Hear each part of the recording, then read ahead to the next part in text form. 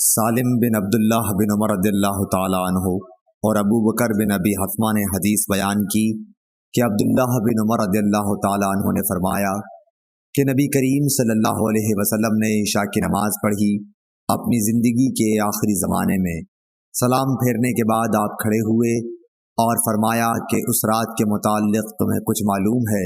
آج سلام پھیرنے کے بعد آپ کھڑے ہوئے اور فرمایا کہ اس رات کے متعلق تمہیں کچھ معلوم ہے؟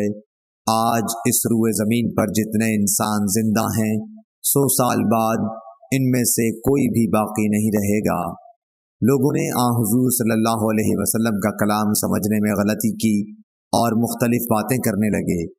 ابو مسعود رضی اللہ تعالیٰ عنہ نے یہ سمجھا کہ 100 برس بعد قیامت آئے گی، حالانکہ آپ کا مقصد صرف یہ تھا کہ جو لوگ آج اس گفتگو کے وقت زمین پر بستے ہیں ان میں سے کوئی بھی آج سے 1 صدی بعد باقی نہیں رہے گا۔ آپ صلی اللہ علیہ وسلم کا مطلب یہ تھا کہ 100 برس میں یہ قرن گزر جائے گا۔ صحیح بخاری حدیث نمبر 601۔